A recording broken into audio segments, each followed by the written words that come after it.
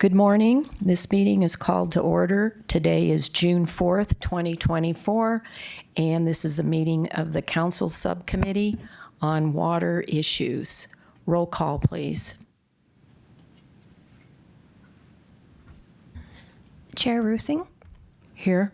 Member Fruworth. Here. Member Gambogi. I'm here too. All are present. Public comment. Would you please read that? We have no public comments.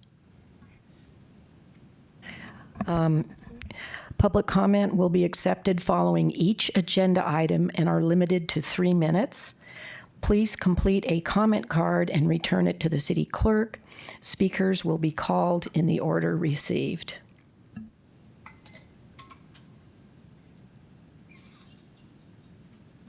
I'd like to make a motion to change the agenda. Our meetings can run kind of long, and we have some water service applicants here, and to spare them from having to sit through a several hour-long meeting, we're going to be moving. I'd like to make a motion. I'd like to make a motion to move items D, which is the application for the single-family development of the old drive-in first, and then application E, which is the hotel project on Highway 69. And those will be discussed after the minutes. Second. All in favor? Aye. Item A, approval of the May 7th, 2024 Water Issue Subcommittee meeting minutes. Okay. Are there any changes or discussions? Okay. I move that we approve the minutes. Second. All in favor? Aye. Aye. Mr. Gambogi? Thank you for reminding me.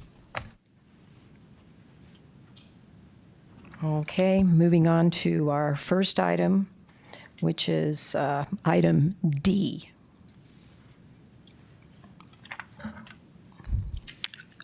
Let me read that. WSA 23-054, a water service application submitted by Lion Engineering on behalf of owner RCJ Irrevocable Trust, location APN 110-0600. 2F, comprising of 11.46 acres. And I won't read the legal. Thank you. Okay, well, good morning, WIS Issue Subcommittee. I'm Brian Reese, Water Resources Environmental Service Manager for the City of Prescott in the Public Works Department.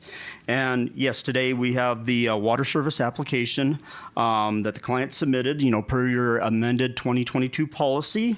They have provided a water service application for this review subcommittee to review and make recommendation on for full council on the proposed water usage.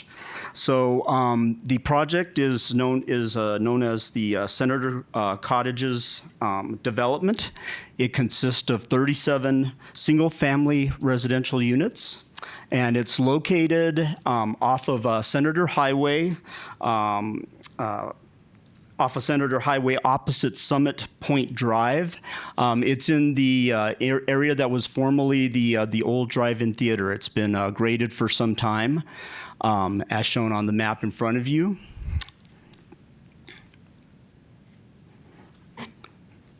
Sorry, try the other one here. 2 clickers today. Oh, maybe not. Thank you. Okay, and this is the provided plat map for the proposed project, showing the 37 residential units and the roadway. As you can see, there's 2 what they were calling tracks. Track A is kind of surrounding all of the residential units, and then Track B looks to be more of a common area, kind of in the center of the project. So for this project, a demand analysis for water was prepared, utilizing the water resource management model multiplier of 0.17 acre feet. So that multiplier is derived by using the average of all residential lots within that model. Multiplying that multiplier 0.17 by 37 proposed units gives a total use of 7.84 acre feet per year for that for the residential units. In discussion with the engineer of record for this project, we had a discussion about landscape water usage, and there is no anticipated landscape water usage for the Track A portion surrounding the residentials. For the Track B, there is. Excuse me, Councilwoman Lois. Thank you, Brian. I just wanted to make sure that the applicant was going to be keeping the natural landscaping that's already there. It's gorgeous, so I was hoping they would.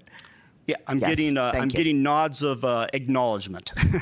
So, and then on Track B, not all of that area will be landscaped, but at this point in time, they didn't have a landscape plan quite ready yet. So we went ahead and did the conservative. I took the area of Track B and we multiplied it by 1.5, which is ADWR's landscape recommendations when using the drought tolerant plant list that's in our code. And that came out to 0.77 acre feet. It's probably a bit of a conservative number, to be honest. So that gave us a total anticipated water usage for this project of 8.61 acre feet. So the applicant at this point has submitted all the documents that were required. They went through planning and zoning on May 9th of 2024. They're here now with anticipated council voting meeting of June 25th. So that's basically my presentation on this project. I could be like to answer any questions, and I think we do have representative here from the applicant if needed. Okay, if the applicant would like to step forward.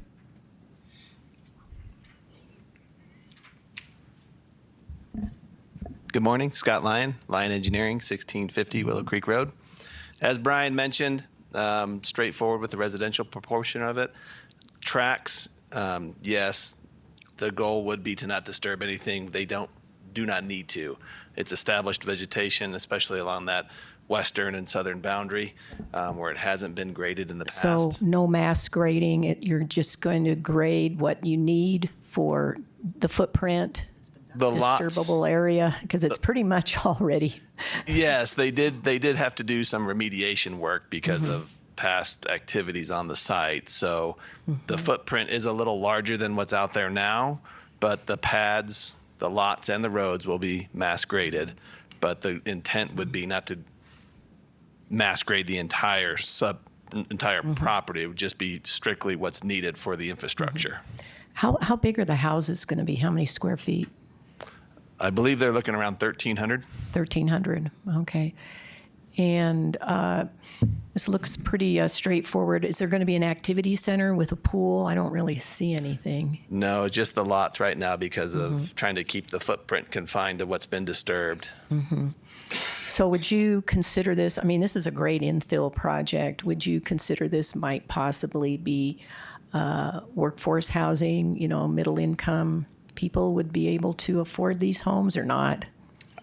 That's a little bit out of my expertise when it comes to the engineering side of things. So I do know at 1,300 square feet, it's probably going to be on the. Oh, Yes, very much so. That is the plan. Very much so. Workforce affordable housing. Okay. Yeah, 1,100 to 1,300 feet. Efficient, 3-bedroom, really attractive for young and growing families. Starter homes? Yes, ma'am. Okay, Mr. Gambogi, do you have any comments, please? Did you say 1,300 square feet and 3 bedrooms?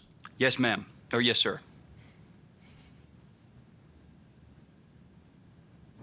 For those kitties. Come on. Bunk beds? Bunk beds. Councilwoman? No, I'm Any comments? Well, like I said, this parcel has been vacant for gosh, since the 80s, I think. I don't remember when the last movie was shown there. But I think this is a good, like I said, a good infill project. It sounds like it'll be a wise use of our water, and it will hopefully probably help solve some of our workforce housing issues and allow members of the community who work in this community to live in this community and not have such a long commute from the outer reaches of like Chino Valley or Dewey Humboldt. So we have one more question. I just was interested in what's going to happen to the sign. Oh, yeah. The sign is technically in the easement. It's on city property. So we've been working with the historic group here at the city to get permission to go ahead and do some improvements on it, clean up some of the rust, and then be able to use some portion of the sign to in something in connection with the project. If we're not able to do that, then as currently it's in the city's property and it'll stay how it is today. So. Yeah. Cool. Thank you. Very interesting, although the sign really isn't related to our water issues. Yeah. And zoning the other Yes. day. So I just was wondering. We'd We'd like to do something with it to clean it up a little bit and make it look nice, but currently in the city's properties. I just have to remind everyone we're tasked to focus only on water-related issues, and the sign question could be for the council meeting. So do I hear a motion? So moved. Okay. Read Second. the whole thing? Yeah, that'd be nice if you did. Okay. So moved would be the second. Yeah. I move to approve WSA 23 Excuse me, we're recommending. We can't approve. I move to recommend forwarding WSA 23054 to council for approval. Second. Please vote.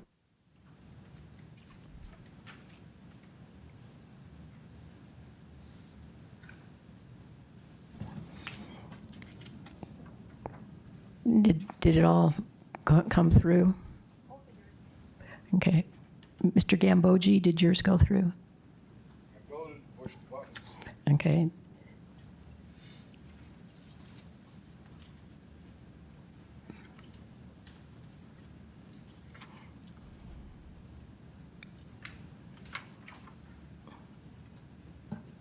The only one who voted, see? Passed 100? No, that wasn't right. I'm sorry, I apologize. It's our technology again rising up on us. It was passes 3-0. Passed 3-0. Well, congratulations and thank you very much.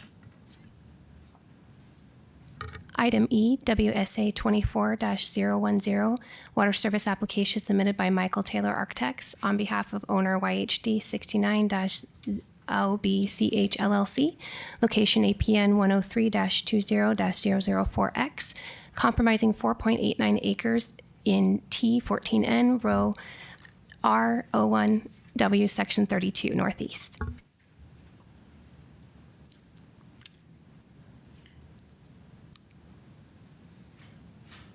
There we go.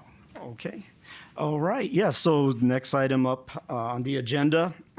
This is a 238-room hotel. It's located off of Highway 69, adjacent to Old Black Canyon Highway Road. The hotel amenities will include a pool. From what I can see on the site plan, it's limited conference room, resort center. It's not really considered like a resort center hotel, more of a just a standard hotel. So no other big water using amenities proposed with this particular unit. Staff or the applicant actually helped out with the preparation of this demand analysis, providing some billing records. Other hotels similar in size, staff took those numbers, and we've determined a indoor water usage of 25.4 acre feet per year for this property. I'd like to let you know too that the information we used for that, all the information included pools. So you can think of the pool being included in that 25.4. for. And then using, again, the 1.5 acre foot per acre recommendations from ADWR for water for landscaping, came up with the usage of 1.03 acre feet per year. So adding those two together, we get a total anticipated water usage for this property of 26.43 acre feet per year. So, Excuse me, Brian. yes. I have a question. I did some quick math. Weren't we doing 0.12 on for hotel rooms, the same as apartments? No, actually, well, most of the time, as long as we can if we can generate record, either from billing record from the hotel applicant or from our water resource management model, we'll use that data. We think is probably more accurate than just using a 0.12, and we'll scale it off to the size of the hotel. So that's kind of our first calculation approach. Yeah, because 0.12 came out to 28.56, which is a little more. A little bit more, but I think probably the way we've done it here is probably a little more accurate. And do you know which hotels were compared? Like, I don't know, La Quinta, which is right next door. Do you know? We had the permitting staff helped us out with the hotel comparisons. Again, there was billing records I think that the applicant provided, so that might have been some of the main source for the hotel. So they might not have been completely in this area, but yes, usually La Quinta, Spring Hill Suites. And I'd have to ask the permit center for the other ones. Usually they have about a section of 4 hotels that we usually use, as long as it's a hotel that's comparable, which this one is. Is there going to be a bar and restaurant on site? Do you know? I don't know if that's. I'm getting a nod of no for that. And then a laundry. I assume there's laundry facilities, which will be a pretty good water user there. Okay. Yeah. Which I think is comparable to the hotels that we used in the analysis. And aren't most hotels in the area about 100 rooms? This seems to be I'd say that's probably about a good average. Twice as much as what we. It's a little bit usually bigger than most of the see. hotels in the area. Well, yeah, more than a little bit. Yeah. Better. It's like 100% good size. bigger. Yeah, it's a good size hotel. Yeah. Okay. All righty. Okay, so then per guideline number 14 of the water policy, no single water service application can be greater than 50% of the remaining water budget. In those cases, there's a couple different options. The water service application could choose to wait until the next water budget cycle when there's more water available, or they can choose to appeal the 50% rule. The applicant shall demonstrate, if they appeal, that the benefit to the city, such as job creation, wages, sales tax, economic impact, and other benefits to the city, to provide to this subcommittee. So the applicant has chosen to appeal at this point in time. They are present here to answer any of your questions. They provided in your agenda packet, they provided their appeal letter and their economic benefit analysis for your review at this point in time. So if you so choose to recommend approval of the appeal, and council chooses to approve that, the water will be included in a annual assessment that we will be providing council every year on water usage. However, it will not be subtracted from the water budget established by this committee. Councilwoman Feuerworth? Yes, I believe, given the fact that in July, for non-residential water allocations for the past 4 budget periods, we've carried forward quite a bit of unused allocation. And in fact, the most recent period, we carried forward over 22 acre feet of water. So I am definitely in the mindset of moving this forward in light of our new water policy that allows us to, as a council, to consider carry forward. I think this is a good project, and I appreciate getting the financial and economic expanded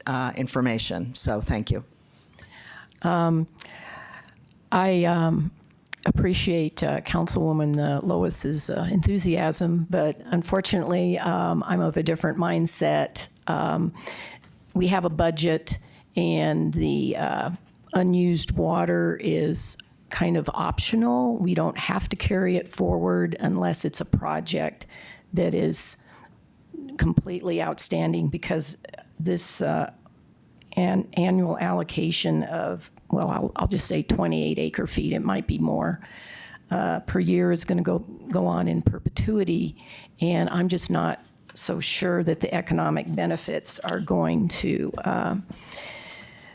be in line with the massive size of the 238 rooms. For example, I did some quick math of an average rent rate of $200 a night for 365 days for each room, and it came out to over $17 million gross cash flow for the applicant. And then if you look at the city, you know, we only, out of our 8.3% sales tax, we only keep 2% of that, and 1% of that is allocated to roads. So we only get to keep 1% of the sales tax generated, and it comes out to $173,740 going to our general fund. And I just don't see any benefits. And then the 15 full-time jobs, I mean, I'm always happy to see jobs coming, but usually they're lower paying jobs with no benefits. It says here full-time, but that's not necessarily guaranteed. They're usually part-time, so they don't have to pay benefits.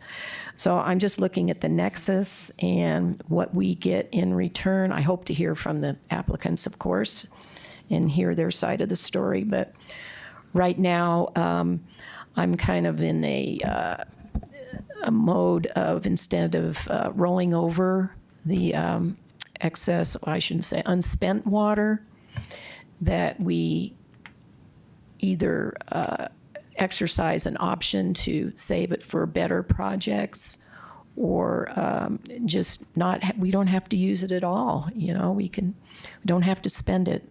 So, Mr. Gambogi, do you have any comments? I have no comments. Thank you. And I'd also like to add that this hotel, this will probably be the largest hotel, I mean, in the area, 238 rooms. I don't know why it has to be so massive, but as our drought continues, we have to start using our water wisely and allocate our water and keep it in reserve for future projects. So, Mr. Ruiz, do you have any more comments? No, not really. I have presented all the information I think applicable to this water service agreement. If you want to hear from the applicant, I think they're here. Okay, thank you.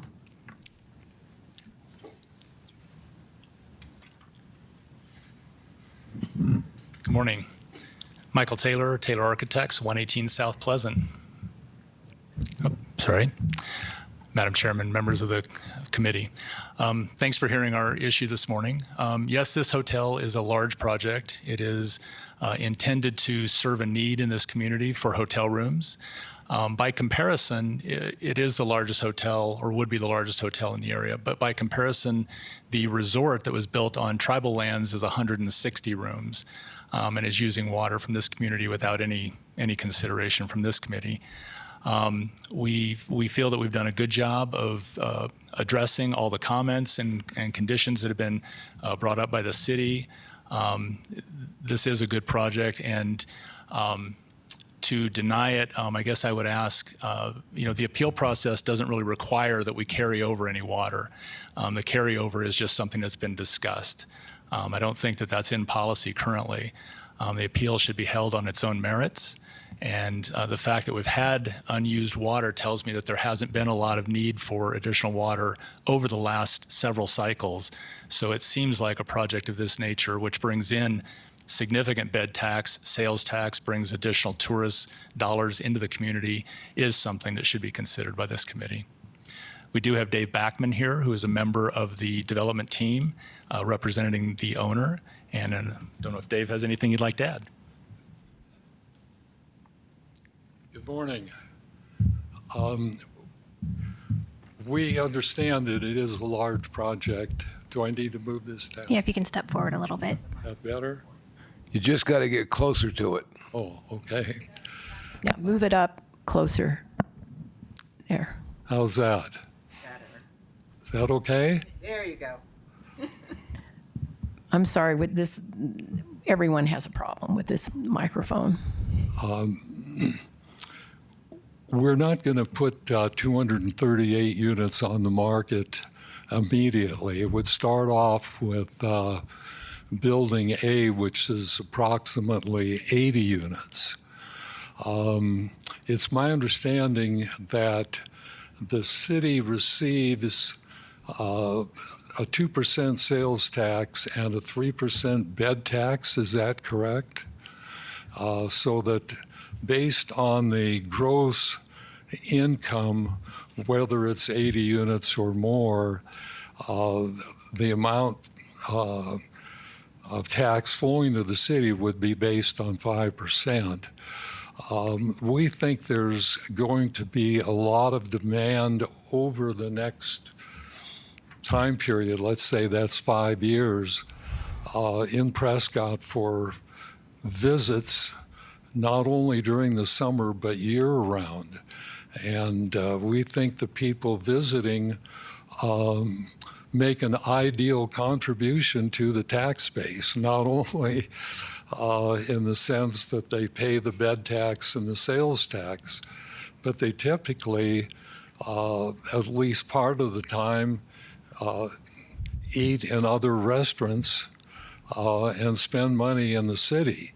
Then they go away without making a lot of demands on city departments. So I think we need to accommodate those people if we possibly can. Our indications are that the demand is there. There is substantially unserved demand now, not only during the summertime, but increasing year-round. Our initial surveys show that off-prime season demand, in other words, year-round demand other than the summertime, is increasing at high single digits a year. And those are business people as well as vacationers that are coming and doing business in the city.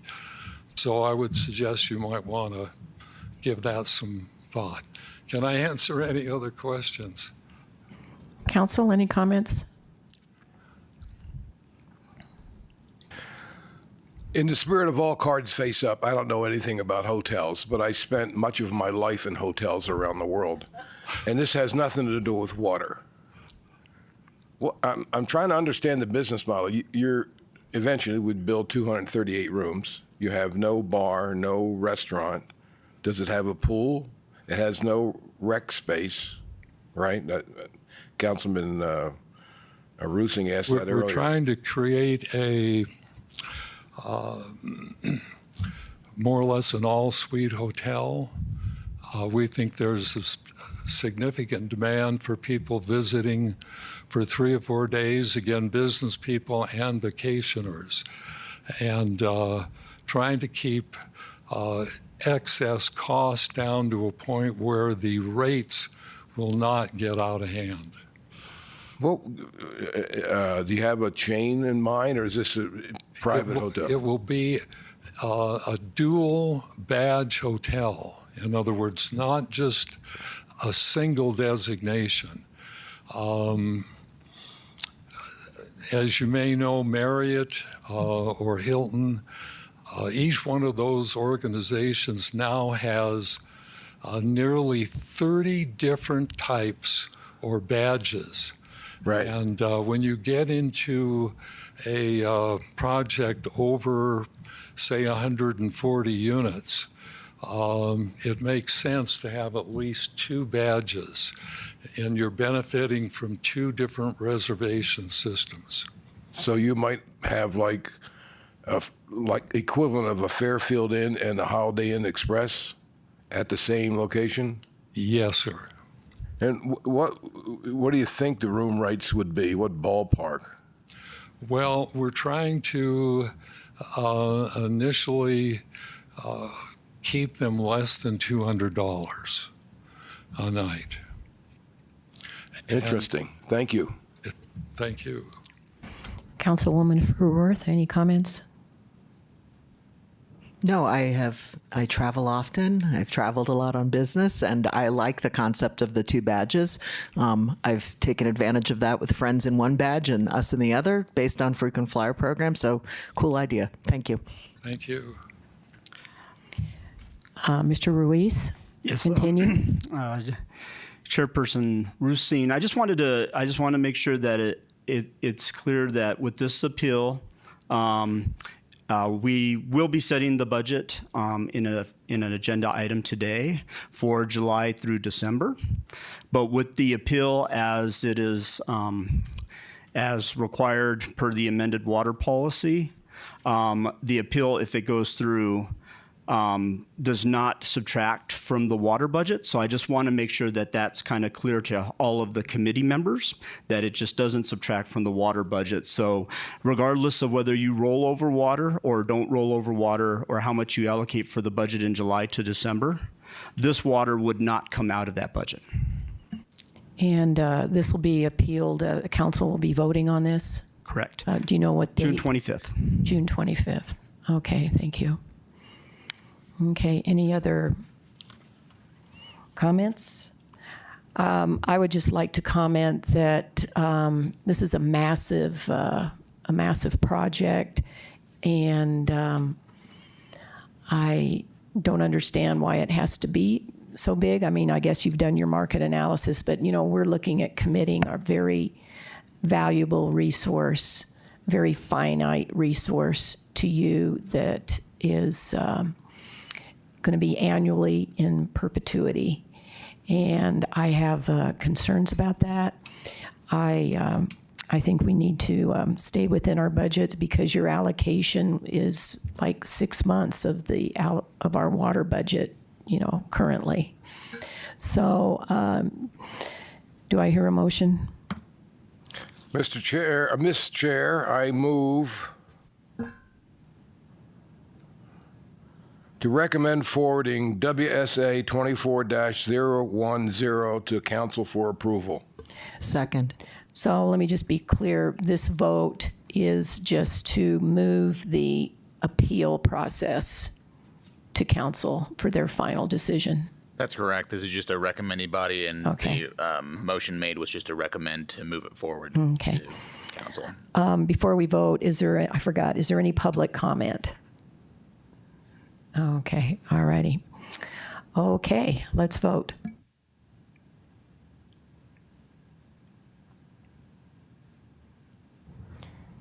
Passes 3-0. Thank you. Item B, presentation and discussion regarding the amended 2022 water management policy discussion, current residential and non-residential water budget overview for January 1st, 2024 through May 22nd, 2024. Okay, so our next agenda item, per amended policy, water policy guidelines number 11 through 13, establish a semi-annual water budget for residential and non-residential. So for the budget set from January 1st, 2024 to July 30th, 2024, the residential project budget was set at 25 acre-feet per year, and the non-residential project budget was also set at 25 acre-feet per year.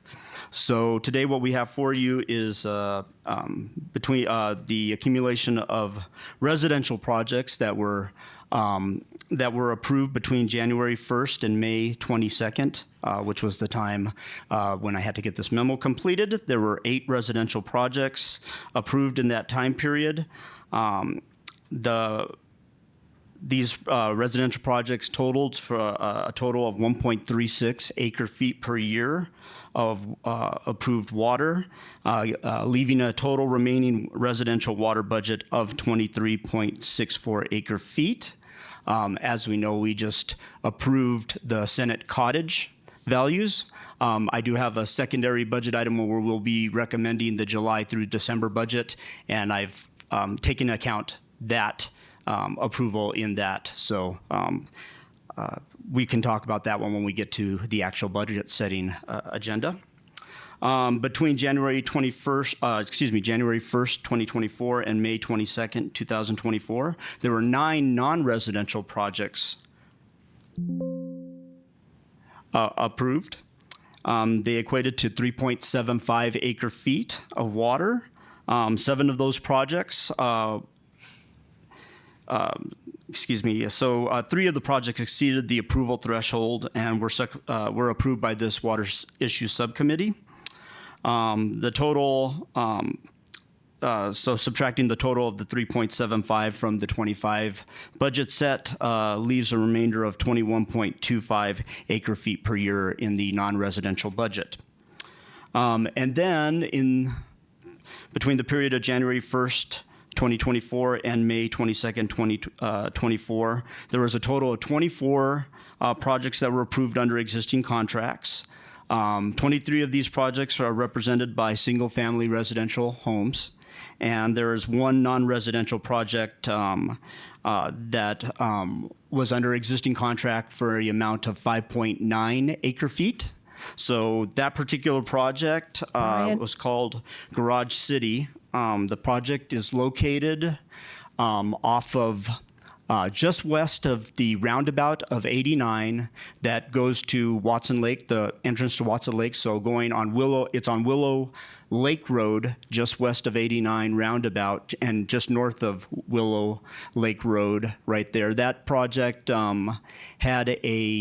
is a 55, what they're calling RV storage condos. There was negotiations that went on for several years in the past. In 2019, there was a development agreement that was approved and recorded for the city.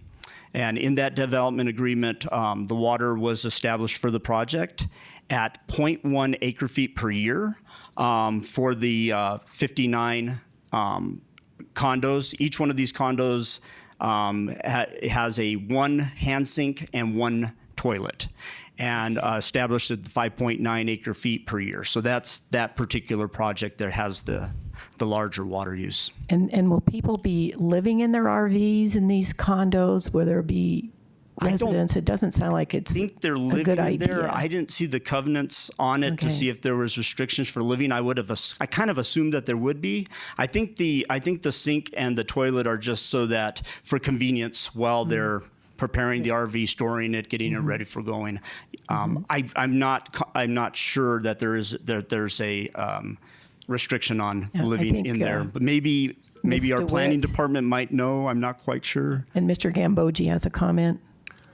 No living. Your planning department is saying that there's no living in the condo unit storage. Okay. Are there meters on each condo, or is it 1 meter for the whole place? I think it's master metered.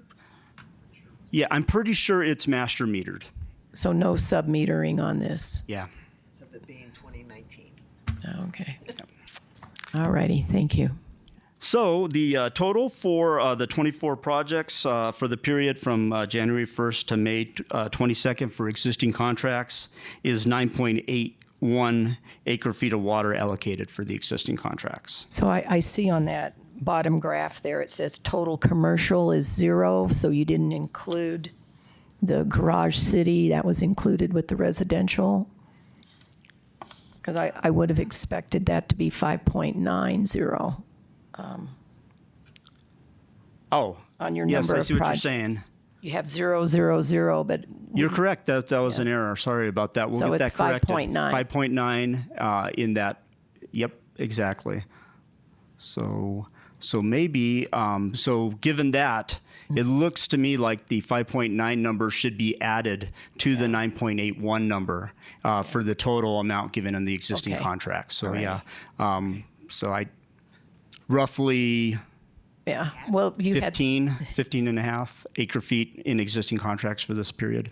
I would think that I'm sorry, I don't have a calculator at my fingertips, but I would think that the residential at 0.17 would look at more like Would be reduced at- 3.91. So the 3.91, the other one is 5.9. giving a total of 9.81. We need to correct our table, but thank you, Council. so you need to subtract the 5.9 from the. Yeah, to get the Okay. residential, subtract the 5.9 from the 9.81. Yep. Okay. All righty. Okay, we got to We get make a that note of it. straight. Thank you for correcting that. And just these things must be very popular because isn't there one out there by the airport now, across from CP Technology, another condo unit that'll be individually owned for people with their RVs, second homes, I guess. So popular. it's, yeah. Well, I'm glad we can accommodate them. Okay, so that concludes the presentation on the water use for this period. If you have any questions, I'd be happy to try to answer. We'll get the tables all cleaned up for you. Item C, presentation and discussion regarding the July 2024 through December 2024 residential and non-residential water budgets in accordance with the amended 2022 Water Management Policy number 11. Okay, yes, so this is our next agenda item is recommendation for setting the July through December 2024 water budget for residential and non-residential. So per the amended 2022 Water Policy Guideline Number 11, requires that the city set water budget for residential and non-residential at the last meeting in June and December of each year. So here we are at the June one. Unallocated residential and non-residential budgets for the previous 6-month period may be rolled over into the following six-month budget. However, each must stay in their original classification. So this was a newly added part of our amended 22 policy on the rollover procedures. A rollover of the budget for the previous 6 months may occur for the 4 budget periods 2 years from the time of policy adoption. So with this up in front of you on the screen, I have a summary of the water budget for January through June of this year. So residential, as we kind of just went through in the last item, we had our 8 project approved for 1.36 acre feet of water. There's 23.64 acre feet of water left in the residential budget at this point in time. Subtracting out what was just approved for the Senator cottages, which was, I believe, 8.61. That number now is 15.03. So just about 15 acre feet left in the in the residential budget based on our approval. There could be also a few minor residential existing contracts approvals that will go between now and July that may reduce that number somewhat too. But at this point, we're looking at about 15 acre feet left over in the residential budget.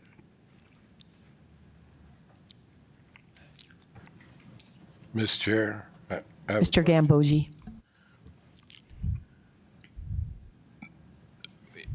in that visual, Brian, it says we've got water left over. In that visual, based on developments in residential, non-residential, it says we haven't used all that we've allocated. Correct.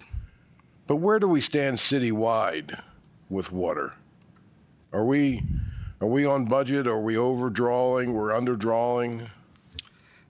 Right now, and we have a presentation today by Kay a little later on where she's going to go over the annual withdrawal and water use report that we do for ADWR.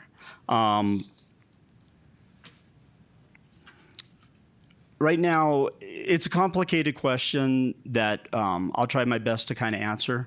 Right now, our pumping is about half of what's in our portfolio through our assured water supply.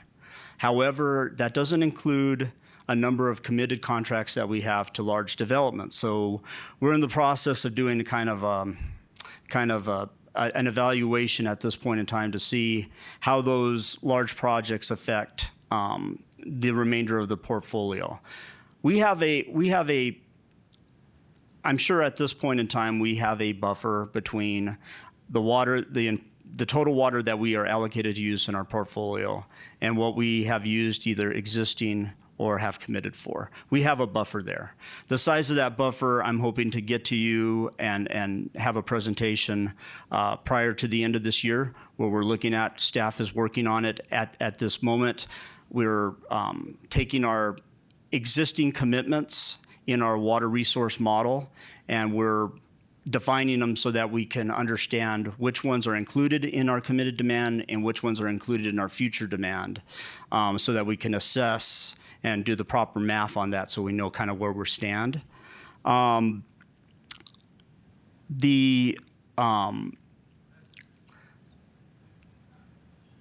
budget for residential and non-residential can be set by this WIS subcommittee based on what you think the needs are and based on the water policy. I don't see any large. I don't have any restrictions for you at this point in time, or any caution to give to you in terms of what those budgets should be set for. We're hopeful to have that information for you in a little bit more detail later on. I do know, we do have a buffer at this point in time that we can set for budgeting purposes. But kind of an example of kind of the complication involved, Senator Cottages, you just approved. And Senator Cottages was included in our water resource model. It was already in there in our portfolio at set for a water amount for 37 residential units. By you approving that today, all you've done is you've set into place what was already in the water resource model for that particular project. So we have a number of projects that are in the water resource management model that are already accounted for, but there's a number of projects that are not accounted for. We're trying to see if we can identify which ones are accounted for and which ones are not accounted for in the WORM. Then we can start adding them all up, subtracting them from our overall portfolio, and be able to give you, this is our growth pool, whatever you want to call it. This is the pool that you have available to you. We do have a pool available to you. The budget that you set today will come out of that pool, but it will be sufficient for the budget that you set. I would like to make a comment. We're talking about excess water, unused water, and, our aquifer is way in overdraft. I mean, I was looking at the general plan, the new general plan, and it was talking about, are we going to solve our overdraft by 2025, be in compliance? And the answer is no. And we need to look at every project very critically and not just approve everything. So I don't think we have excess water. I think we need to keep water that we haven't used, keep it in reserve, because we're talking about a buffer that we don't know how much buffer we have for the future. So I just wanted to stress that. Ms. Fruworth, do you have any additional comments? No, but I do believe, in light of everything we've got to do in the years coming forward, when we were just hearing in the budget session about the fact that we've got 40, 60, 100-year-old pipes in this town, and I believe that we do need to look at projects. I love infill projects because they don't require a lot of infrastructure. And I also love projects that bring dollars to the town and don't require a lot of water. So I'll be hard pressed in these times to look at growing our footprint beyond what it already is. Those projects really do have to bring some value to the citizens here. But I don't want to stop just because, the overall PRMA is in an overdraft. I still think we have, from looking at our committed demand, the information you have later on in our general plan, we still have, allocation, and I don't want to not use it in a wise fashion. Okay. All right. Thank you. Mr. Gambogi, any comments? None. Okay. All right. Continue. Okay, Louise. so continuing on the, so shown on this slide right here. Did I turn it off? Okay, so this shows the residential budget remaining from this last period, January through June, 23.64. That number's been amended to just over 15 acre feet.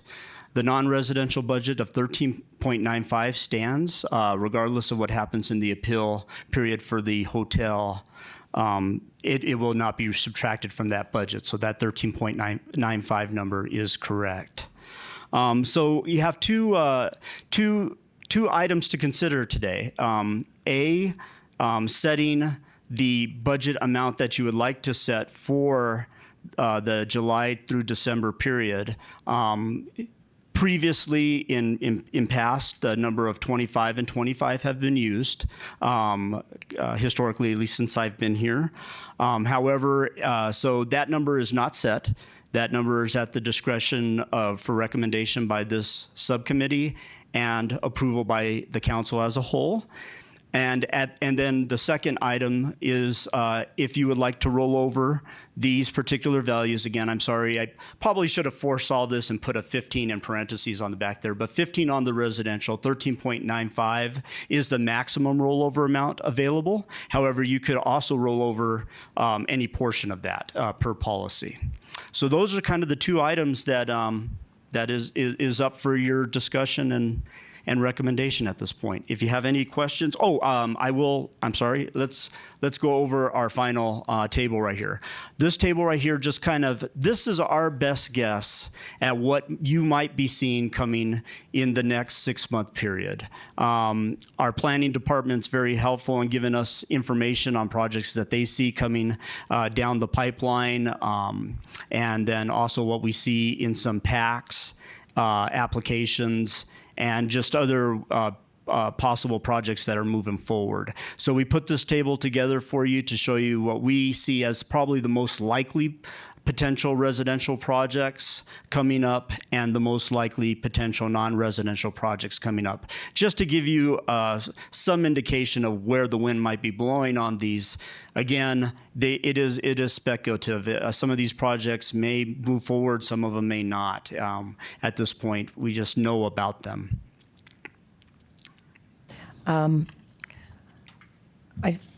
I would just like to point out Embry-Riddle is planning a new residence hall of 200 dorm rooms, and their being approximate water demand is 30 acre feet per year.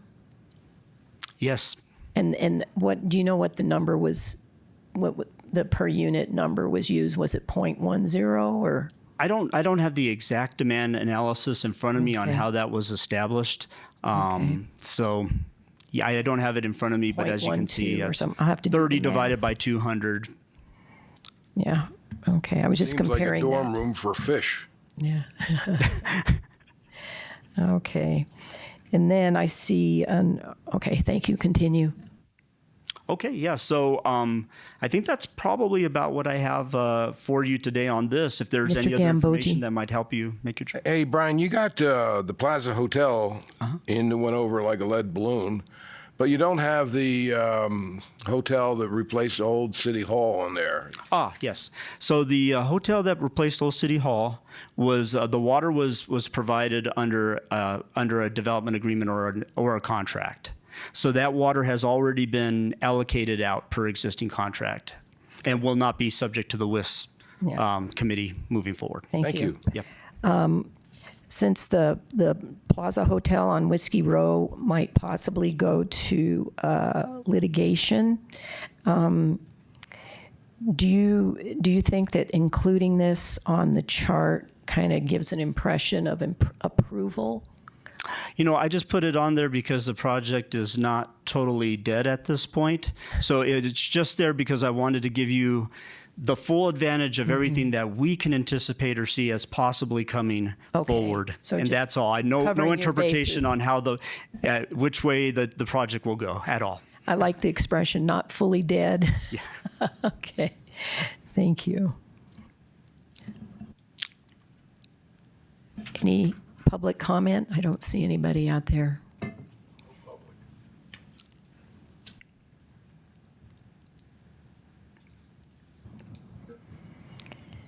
Okay, so could you please give us a summary as to how we should proceed next? Yes, definitely. What the votes will be.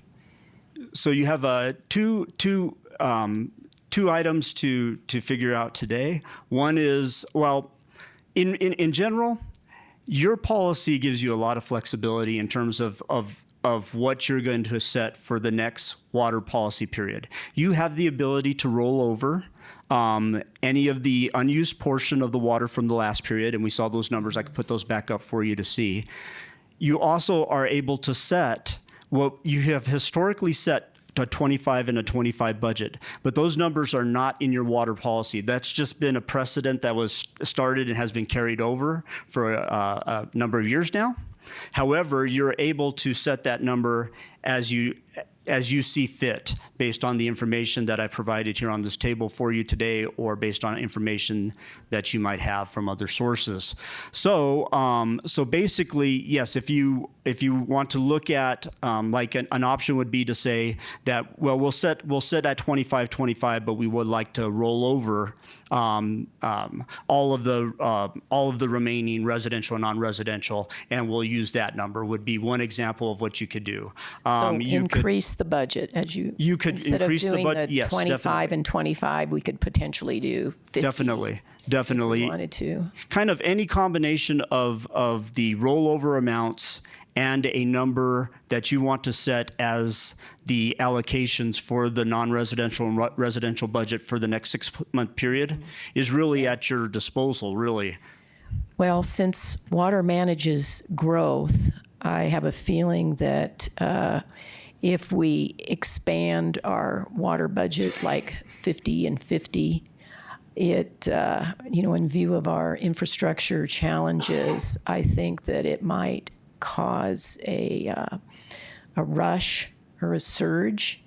So I would prefer to just keep it 25 and 25 and keep the unused water in reserve for the time being. Ms. Furworth, do you have an opinion on this? I would like to hear from Councilman Gambogi first. I'd like to hear what you recommend, Brian. I don't really have any particular recommendation on this. There's nothing that's concerning me in terms of what you set for the budget for this period. I don't think, maybe there, to Chairman Rusian's point, maybe there could be a rush if you were to move it forward, but I think probably the time it takes for projects to get moving and through our process period, that rush might be more for the next period versus the one that we have right now. But I don't have a strict recommendation. I think this WIS subcommittee needs to think about what their priorities are for water at this point, and make the recommendation for WIS based on that judgment. Well, I don't have any bit of insight that would lead to a conclusion one way or another for you. Yeah, well, I'd just like to use the example of this hotel, the 238 bed massive hotel. If we roll over the previous water, that's going to pretty much approve them. They'll get their water, right, even though it'll probably put even more stress on our infrastructure as far as services. if you were to roll over the entire 13.95, I think it was, let's go back to that table, then if you were to set the budget at 25, then the 25 plus the 13.95 would not be high enough. It would still be, the threshold, what they're asking for would still be below the 50%. Also, we've already had that agenda item. I think it's already moving to council as an appeal at this point. Am I That's correct. interpreting The that wrong? water for that was recommended, already approved, so it wouldn't go into these type of budgets. Okay. But if there was another hotel, which I think is what you were meaning, then similar to this one that came on the budget, that's what I think should address it. That would make sense. And regardless of what the council decides on June 25th, it won't come out of your budgets. Whatever you set today, it won't come out because per water policy, appeals do not get subtracted from the water budgets. Ms. Fruworth? Thank you. I believe that items that follow our strategic plan should be something that we don't put residents or businesses through lots of appeals. So things, if I look at this potential projects list, there's a lot of things here that look like workforce housing or infill projects. The only one I'm concerned about is I looked up La Reserve Apartment and Townhomes, 3910 East State Route 69. That's in Prescott Valley, that address. So the address has to be wrong. If someone could check into that. But Okay. Google Maps tells me that's right by TJ Maxx across the street. So I don't think that's correct. But regardless, if you look at everything there and assuming, people want to grow Embry-Riddle, the council's, if that's on the strategic plan, the other items, are all, lots of them are being billed as workforce housing. That the total of that list comes really close to 75. And so I find it really difficult. Sorry about that. I find it difficult to think about going forward with 25 only and putting everybody through appeals. I don't know why a WISC committee would exist if we put everybody through appeals, because all we are is a clog. At which point, if we're going to put everybody through appeals, I think we should be disbanding this group and just having council vote on everything. So for me, it's finding the balance. And so, I'm okay with the non-residential using the same 25 as we've been using. But I really think if we want to, like the general plan says, that we should be figuring out how to fast track workforce housing and infill projects. I don't know why we would go with 25 on residential if this is what the future potential plan looks like. I'd recommend something more like 40 to 50, frankly, and then let the big ones be the ones that go forward. Because if we pick 40 to 50, the Embry-Riddle will definitely be moved forward to council. The minute they submit, even if they're first pig to the trough, they'll get moved forward, and that will get resolved. And the other items, I think they'll go through the normal processes. Good points, Councilwoman. I too wondered about this 3910 East State Route 69. As I understand, Robin Drive, where that medical building is going in, is kind of the very edge of the periphery between Prescott and Prescott Valley. So do you know, is this reserved? Maybe Mr. Worley and Tammy can tell, is it going to be across from that, the Texas Surgical Center, whatever that thing is, overnight stay? Because I assumed it was probably on that corner someplace.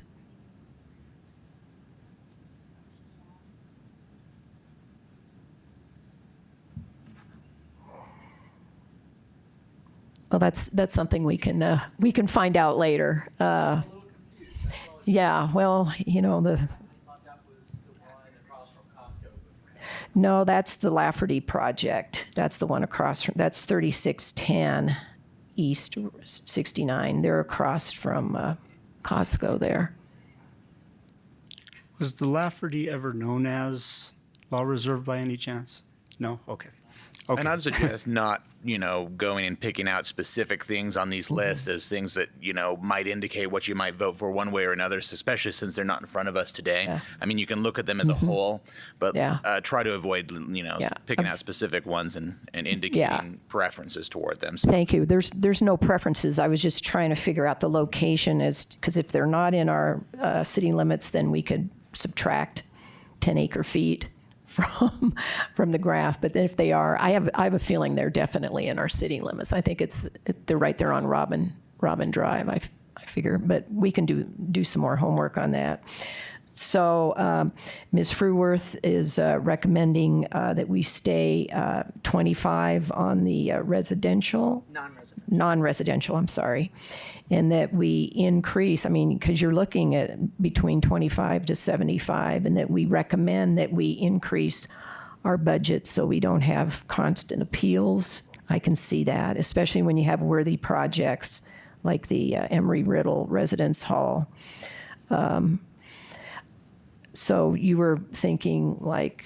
Well, if we go as high as 50, no matter what, half of the budget, so Embry-Riddle will bypass us, we'll rubber stamp it, move it forward to council. The decision is going to be made by council because it's such a large project. The only other thing, if you want to avoid that, is increase the budget from up to 75. And I think doing 25 to 75 in one fell swoop is a huge change of direction. So I was recommending more like 50 or 40 at the highest.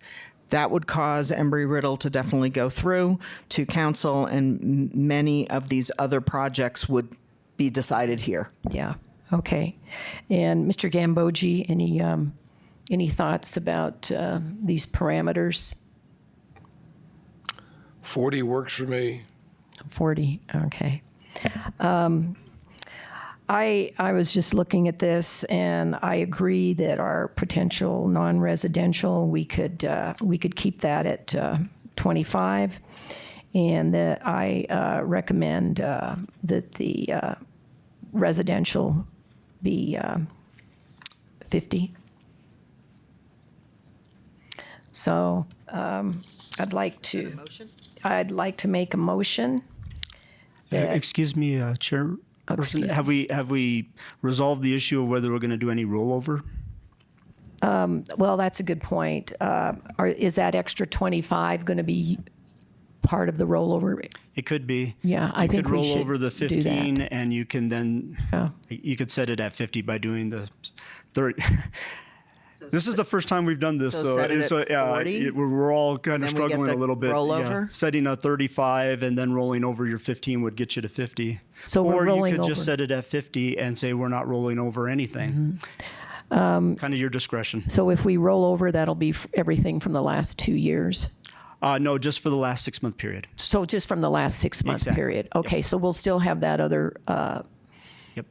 Sorry, the number's That not other water will be in 23.64, it's reserve. 15.03. Okay. Yeah. So back to the numbers for the non-residential.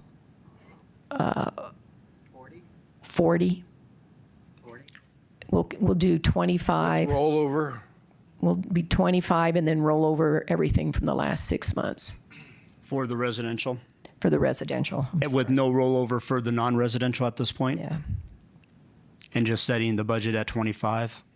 So 25 and roll over from the last 6 months.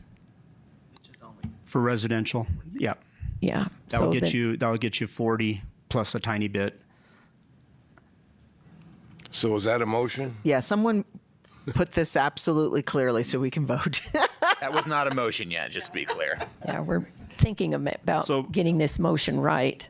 Maybe a motion to set the residential budget at 40, including all rollover from the last 6 months, Okay. and to set the non-residential at 25 with no rollover. Okay. Does that seem? Let me just make sure I understand what you're saying. Your motion to set the residential at 40, and then you said, and that with rollover. So is the 40 plus the No, I was thinking the 40 would include rollover, so that you are recommending that you are going to roll over all of the previous to get a total of 40 for the for the residential portion? Should we have two motions? Do you think that would be easier? Do one for residential and one for non-residential? Why would we roll over one and not roll over the other? Because we don't need to. Why do we need to roll over one? So we won't have so many appeals. 40 would take away all your appeals without the rollover. That's another option, a valid option that you could go. You could say, we will not roll over. We're just going to set our residential at 40. And we'll set our non-residential at 25. No rollover. And that would allow you an additional 4 periods of rollover from this point forward, as how I read the water policy. Chairman, I am concerned, though, at 40 with no rollover, if 1 or 2 projects go through, then every other project is going to be an appeal because it'll be half of 40. So I just kind of roll like over the both. 35 plus rollover because that gives us the ability to maneuver when we think the project is worthy. That's where I'm coming out and keep it here, not have to go through a second step. So 35 plus rollover would indicate just a little bit over 50 Or for you the just total budget. You just go to my original thoughts, which was just 50 with no rollover. That might be the simplest, and we can just keep everything in reserve in case a massive project that's a benefit to the community surfaces. But there's nothing wrong with keeping our water in reserve. One of the things I like about us starting slow with not using rollover is it allows the council, the bigger council, to look at historically all the carryovers we've had and put that in their decision making. We won't stop that for projects for the next 6 months. They have it as information and they can make decisions. We just go right to the 50 and hopefully we can deal with a lot of the workforce housing projects quickly. And plus, this water budget is obviously encouraging conservation because we're not using everything that we could possibly use, that it looks good to be underusing the water that we could be using. So I really like that. So we could look at it as it's in reserve and we may never need to use it. So it's kind of living below our means, I guess. So I'll go ahead and start with making a motion. Yeah, we'll make 2 motions, one for residential and one for non-residential. I move to set the residential water budget for July through December 24 at 50 acre feet with no rollover being included. Second. Oh, all, please vote.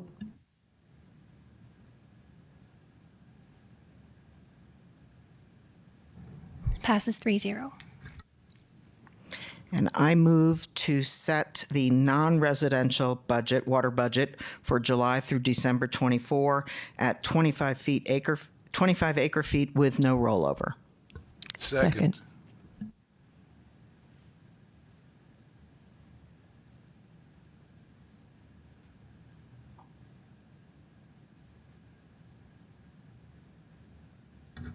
Chair Rosing, did you vote?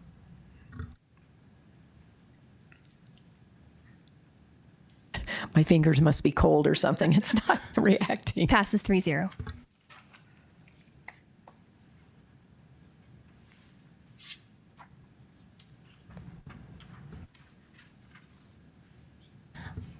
Item F, presentation and discussion regarding the 2023 annual water withdrawal and use report.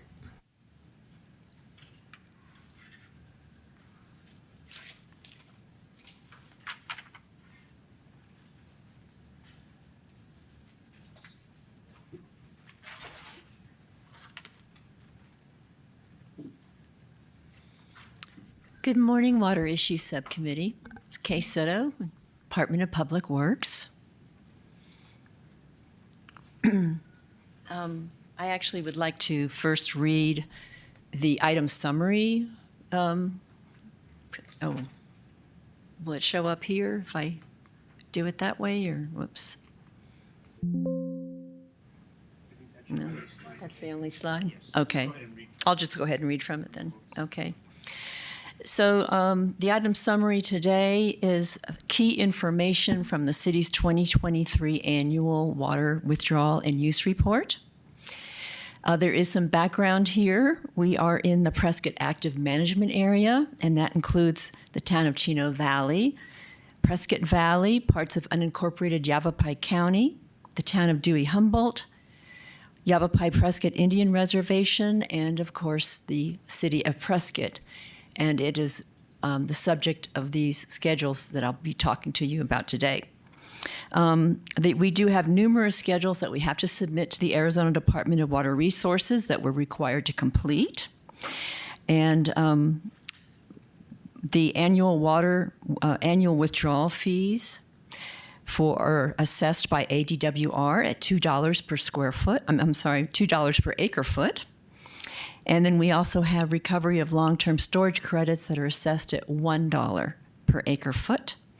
And these fees are used to offset DWR's resource management and to fund conservation projects. Okay, so, and I can't see that from here, so I'm just going to read it off my report here. So in accordance with the State of Arizona Groundwater Code, the Director of the Department of Water Resources is required to levy and collect an annual groundwater withdrawal fee from each municipality that owns the right to withdraw groundwater within the Prescott Active Management Area. And I would like to say that 1 acre foot is equal to 325,851 gallons. And here's the summary. So the total water pumped to supply customers, and this is from 8 wells, 5 in Chino Valley and 3 near the airport, came up with 7,223 acre feet. The total. Mr. Gambogi? Oh, yes, sir. What's the situation with well number 5? Oh, well, it's been offline, It's been offline since 22. of May of 2022. We did pump just a few acre feet from that well, but it was probably just for testing. It's contaminated with what? PFAS. PFAS? Some of the PFAS. forever chemicals, yes. It was over the MCL. It was over 4 parts per trillion. That's Any correct. idea why one well would have it and the others wouldn't? That would be a question for Mr. Steve Olfers, who's our utilities manager. Yeah, we could put that on the next agenda. I think that'd be a good idea. See what's happening with that well. Okay. Because as you know, summer's here, and it not having that well offline, it's one of our bigger producers. So we'll get it on the next month's agenda. Okay, good. So the total water use by all customers was 6,568 acre feet. And this comes off our potable water use report. So we provide water to homes and businesses both inside and outside the city limits. The largest category of use is residential, which comprises 66.3% of the total volume. And the second largest is commercial, using 18.5% of the volume billed each year. But we are looking at total water use by all of our customers was 6,568 acre feet. Then we have. I have a question. Oh, yes, go ahead. Just so I understand, that we pumped 7,223. We used 6568. Is the rest of it in reserve, in tanks? It's some of its other unmetered use, and so that's why it doesn't always come out, an equal amount between what we pumped and what we actually sent to our customers. So this would just be the potable customers.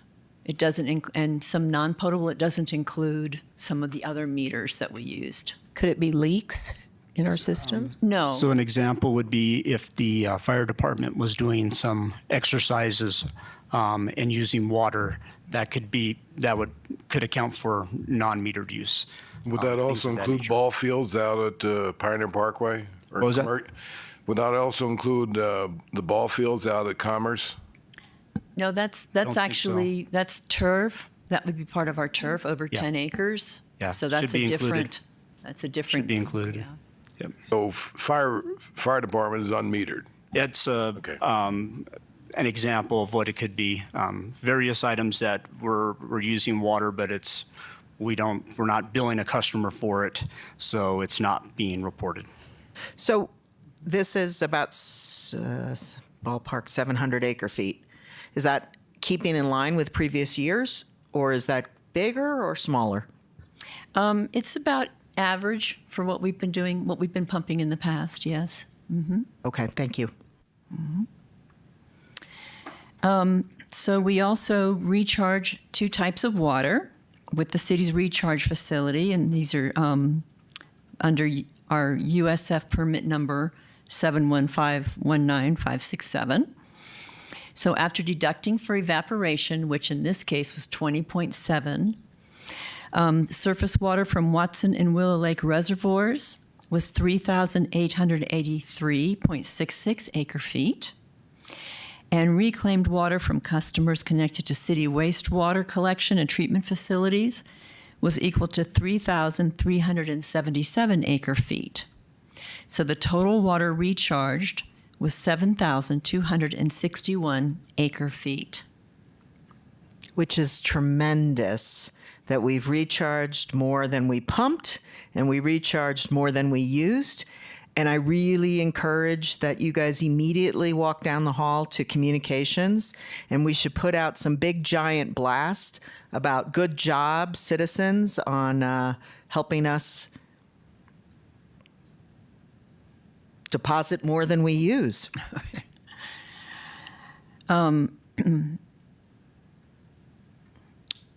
Yeah, that's actually, there was an extra 48 acre feet that wasn't included in this original 7,223 acre feet from column 1 in the very first column, and that was put on an amended report. So that was just an extra. It was a recovery well. It was a USF recovery well. I'm sorry, I didn't understand what you were saying. Yeah, there was line number 1, 7223 is actually 7263. It was going, if you added, I believe, 48.29 acre feet, there was a recovery well that wasn't accounted for in this original document. I prepared this 2 months ago, so. Still, the customers used 7568 and we recharged 7261. I still see good news. Yes, I agree. Okay. I agree. And then lastly, we also recover recharged supplies in accordance with our recovery well permits. We've got those 2 numbers written there. I won't read them out. So in 2023, we recovered 3,883.66 acre feet of surface water. And on our reclaimed supplies, which is effluent, we recovered 1,705.97 acre feet. And reclaimed supplies not recovered in 2023 were placed into a long-term storage account. Oh, so the total recovered for use was 5,590 acre feet. Okay, isn't that a little different than we're looking at here? It's different. Those numbers are different than we see there, right? Yes, I thought that this was going to be updated by Sarah and Sarah Sipe, but evidently it wasn't updated. But I did just do this yesterday morning, and I thought we were going to have the updated version. Okay. Could you read those numbers again? It's just the last paragraph, right? Yes, just the could you last read those one. again? Yes, I'll say that again. So in 2023, 3,883.66 acre feet of surface water was recovered, and 1,705.97 acre feet of reclaimed supplies or effluent were recovered. So could you explain the difference between recharged and recovered? Because to me, recharged means that our A+ effluent goes directly into the recharge basin, Granite Creek wash. Right, so that's what we recharged in our Right. basins, Okay. yes. But what we recovered comes off of what we call Schedule A74, and that's a special calculation that shows up on one of the schedules that we submit to ADWR. And those two figures were changed on Friday, and that's why I made the recommendation to change it. Evidently, it did not get into the most recent one. So when you say recovered, is that like effluent that's used to keep for dust control, golf courses, or No, what do you mean by it's that? a different situation entirely. It's off a different schedule, and it's something that we submit to ADWR on Schedule A74. It pops up at the top, and we look at how much we actually recover. It's a calculation automatically done by ADWR. So the total number is now 5,588. Yes, that looks like that's, yeah. Since our recharge basins are in the zone of influence of the airport well field for the 3 wells that we pump from, the water that we recharge from surface water and from effluent can be deducted from the groundwater pumping as recovery. That we recovered that water, we recharged it, we recovered it. And that's what's being reported here, is that we're reporting that we have recovered all of the water that we recharged from our surface area, from our surface water sources, Willow and Watson, and that we recovered 1,706 of the 3,000, looking for the number here real quick. Do you want me to The effluent recharge number, 3,000 and something, we're recovering 1,705 of that. So that's how you can think of that is, So 1,705 of the 3,377. yes, I think that's the number. For some reason, I can't grab it with my eyes right Well- now, but 3,377, thank you. Yes. Yep. I'm really lost. So I would love if this would get corrected and reissued so we're not sitting here trying to verbally remember what you're saying. I would love to get a copy of this corrected or whatever it's supposed to Okay. be. And then based on that, we decide if we have a good story to tell or we don't. But I've heard multiple numbers and I'm lost. Yeah, no, understood. I can get those for you. I can. I've got the information It that I will can look like provide. this chart, but corrected. But corrected, yes. Unfortunately, I did think it was going to be corrected yesterday, and evidently it wasn't. So it sounds like our water conservation and reuse programs are making some progress. Well, definitely with our water conservation, yes. Yeah. We're going full steam ahead with our rebate program, so that's not an issue. Yeah. And, we still depend on natural recharge for the bulk of our aquifer being recharged from snow and precipitation, which is still down. And so, I mean, these are good numbers, but we have to look at the big picture, and the battle's not over yet. Okay, thank you. I think the story this tells is that our pumping rate is, and we could do this as a focus topic at some point so we could see the statistics, but in general, the pumping rates are pretty much steady, even though our population tends to grow. I've heard numbers around 2%. It's not a huge population growth rate, but we're kind of making up the difference of population growth through conservation efforts. It keeps the pumping fairly steady from a year-to-year basis. Brian, if we pump 7,200 acre feet and the customers use 6,500 acre feet, where's the difference go? Yeah, so the difference is unreported or metering that's not reported by customers. That's So back to the metering? yes, well, non-metered use.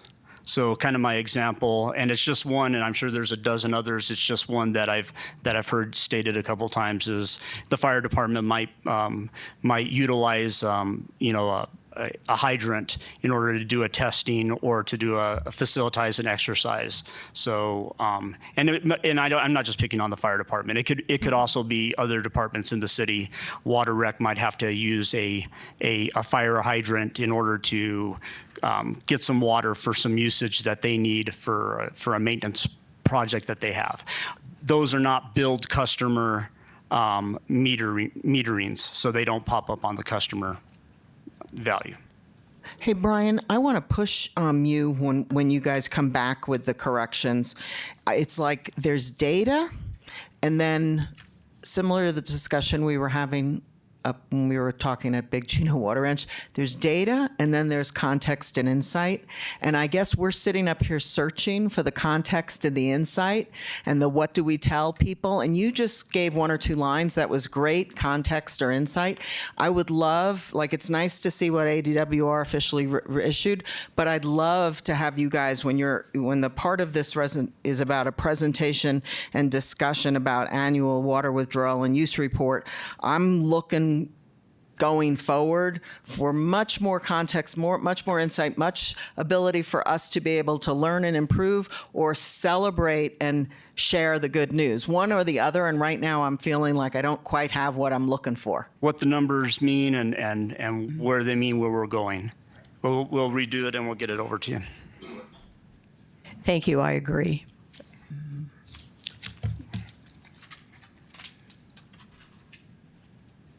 Okay, thank you. Next item.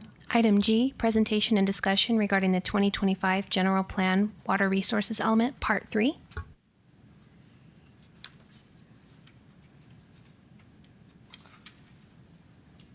Okay, so last item on our agenda today is the review of the general plan water element.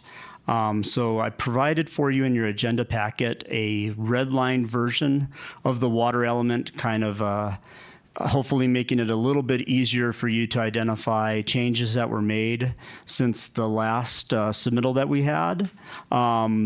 And I tried to pick up as much as I could on the comments. We reviewed the meeting minutes and the videos to try to see if we can capture the general plan committee and their timeframes, things of that nature.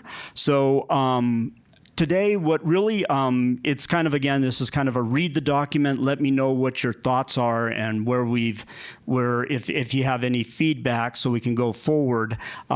So we can do this in any way that you feel is the most convenient to do it. If you have specific comment that you like to just throw at me first, we can do that and we can discuss it that way. We can go to a particular page if need be. So I will leave it to you to let me know how you would like to go about it. Well, thank you. You know, we have an hour. I was planning on staying here till noon. Is that okay? And we should be able to go over page by page because there's grammar, there's spelling. Yeah, and I apologize for that. The grammar and the spelling, we will vet all of that out. I really don't want to use your valuable time. If you can, you can just tell me, Brian, correct your grammar and spelling, and that. Okay. Got it. Okay. It will all be vetted through people who have much better spelling and grammar than I do, who are in our administrative Don't staff. have to believe put me. on my school marm hat here. Yeah. Okay, well, starting on introduction in water regulations. Ms. Fruworth, why don't you take it away, and we'll just kind of go down the row here with people's comments. I had nothing on page 40. Okay, I have a few comments. It says the city is regulated by the Arizona Department of Water Resources. I don't think we are regulated. I think it's the city's water supplies are regulated, not the city per se. That's just a minor thing. And then it mentions portions of unincorporated county. I would say portions of just Yavapai County to get the word Yavapai in there instead of an unincorporated county. Mr. Gambogi? Okay. Next page, figure 1, is our a map of the PRAM, Prescott AMA, and the city limits. I didn't see anything wrong with that. It was good to see this. It's a very good map. Thank you very much. Very straightforward. We added the reservation area, which I think was important and a kind of a Right. area that was missed before. But Yes. they are definitely part of our active management area and our Yes. Okay. All right. Thank you. And then moving on to page 42, Lois. Second paragraph. Based on ADWR's projections, the current rate of net is not sustainable over the long term. I would rather say, the current Prescott AMA overdraft is currently at 21,000 or whatever the number is, acre feet per year, to give the voters an understanding that this is not a tiny bit of the overdraft is substantial. So if there's any way of making that addition, that was my first point. Do you want me to move on or just? I was looking at that same paragraph in the last sentence. I would like to see, it says, the primary management goal for the PRAMA safe yield by 2025. It's not going to happen. Which so will why not have be it? reached by then. I mean, I would like to say that because this really, it says the primary management goal for the PRAMA safe yield by 2025. I think we need to complete that, which will not be reached by then. We might need to just say that. Which is unrealistic. Well, I don't know if, because this was something set many years ago, and here we are. Not be met. Yeah. And what's the implications of it not being met? I don't think, Safe use. I'm not sure there's Nothing. any specific implementations. Do we go into a next round of Prescott AMA plan or Yeah. something? So, Right. so because we're not going to meet it, the Prescott AMA will be generating yet another management plan, which also probably won't be met. Okay. Yeah, and we're starting on the 5th management plan at this point too. So they set goals and we have to try to achieve them. And then there was just a typo. It says outflows should be FLOWS, not OES. Just a little typo there. I did. Have you had a chance yet, Brian, to take in what CWAGs submitted into Tammy? I've looked it over briefly, but I haven't incorporated anything. Okay, so I do think that's an exercise worth doing. It was helpful to me. I understand that's their input. You may or may not take it, but there was one right here in the third paragraph I thought was very helpful, which was that exempt wells are exempt from reporting pumping volume. They're not exempt from the 1980 Groundwater Act.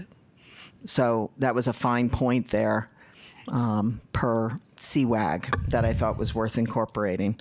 And then in one of your red sentences at the end of that paragraph, and prevent Prescott MA outflows will require efforts.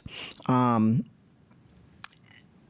I don't know if you want to efforts by all water users, like should we insert the word conservation, was my suggestion, because that's really what we want everybody to do, whether you have an exempt well or not. More specific, yeah. Otherwise, efforts for me was kind of like, as a member of the public, I'd be like, what would you like me to do? Right. Could be conservation efforts. It could be conservation efforts, but it's a general plan level statement at this point that will be acted upon on things like regional partnership, trying to push things together where honestly I can kind of visualize other things other than water conservation efforts maybe coming out of there. I can't specific examples right now, kind of fall behind, but I get the intent of what you're saying. Maybe define the efforts more. Let me work on that. Conservation and other breakthrough efforts. Yeah. Okay. Yep. Because the only thing the voters will be able to do is conserve. The other breakthrough efforts like stormwater recharge and all that other stuff is going to have a lot more government and others involved, developers, et cetera. So, or we could put and that's what I kind of meant by all water users is conservation and cooperative efforts. Yeah.